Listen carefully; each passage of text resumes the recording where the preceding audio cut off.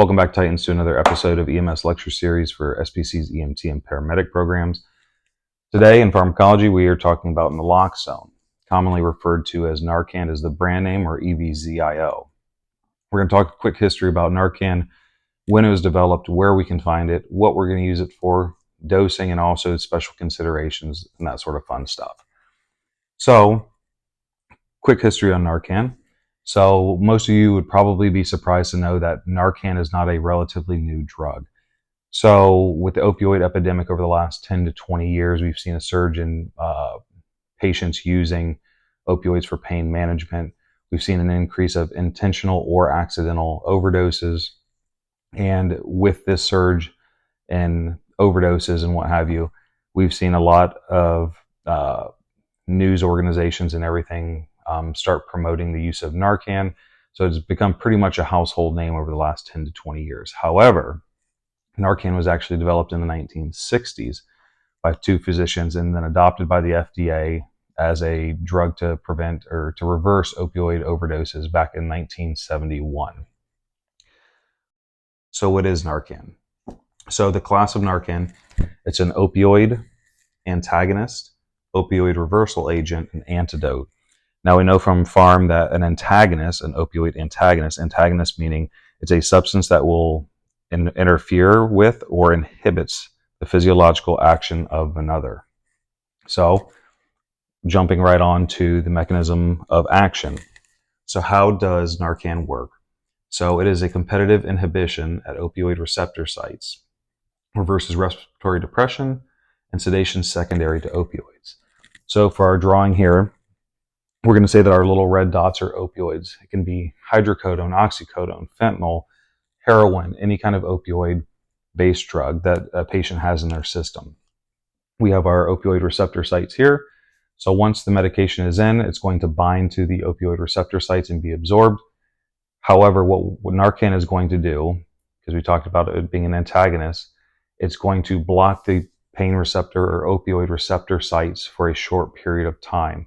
It's going to reverse those central nervous system depressants, that respiratory depression, and hopefully allow us to take better care of our patients.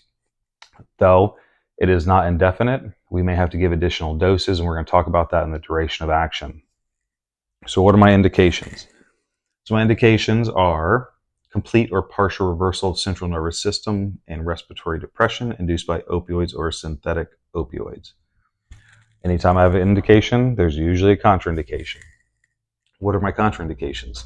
Obviously, any allergy or known hypersensitivity. And then we're also going to use caution in opioid-dependent patients and use caution in neonates of opioid-addicted mothers. These are good questions to ask when you're doing your sample and your history taking, your OPQRST. If you're dealing with a neonate and you can speak and ask a family member, a healthcare provider about the mother. We're also going to use caution in the patients that have opioid, that have an addiction to opioid, because if we give this medication a side effect, and we'll talk about that next, it could give them some sort of withdrawal symptoms.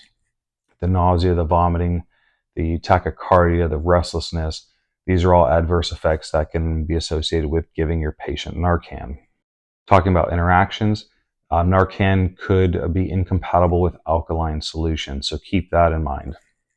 Our dose is going to be, for an adult dose initially, is going to be 0.4 milligrams to 2 milligrams. We can give this all kinds of different ways. ET, IO, IM, intranasal. What is the preferred site? Obviously, we're going to follow local protocol or jurisdiction from your medical director. However, there's some things you need to consider when you're talking about the route in which you're going to give this patient this medication. We know that the 9 Rights in Nancy Caroline's Volume 1, 9th edition, says that there's a million different ways we can give the patient a medication, but you also need to consider the time. How quickly is it going to work? Is there any trauma associated? Is there any adverse effects and all that sort of thing? So obviously, we know that an intravenous line, we have an IV in place that is going to deliver the medication to the patient almost immediately, probably less than 2 minutes. If we have a combative patient or we don't have access to an IV or it's going to take a long time to get an IV, we can give it intranasally. Now, keep in mind that intranasally is going to be a slower absorption through the mucosal membranes, and you may be bagging this patient. So if you use a mucosal atomization device and we're bagging this patient, it may take a little bit longer to have the effects than if we gave it, say, IV. Follow your local protocol. Duration of action. So onset is less than 2 minutes if we're going to give it by IV, 2 to 10 minutes if we're giving intramuscular or intranasal. Peak effect is less than 2 minutes IV, 2 to 10 minutes IM/IN, and the duration can be 20 minutes to 120 minutes in any route. And that's what I was talking about earlier.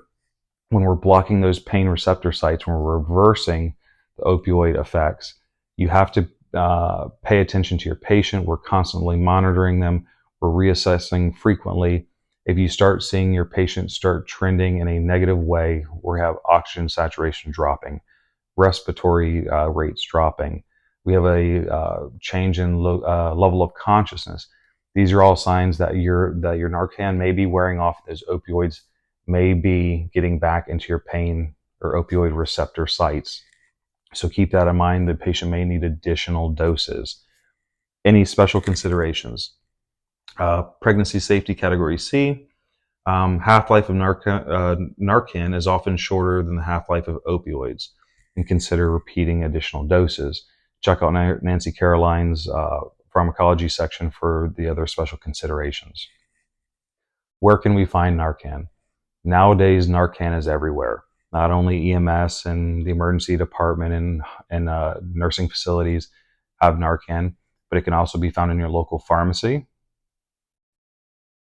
Police department and sheriff's departments are now carrying it in a pre-filled 4 milligram mucosal atomization device if they get on scene first.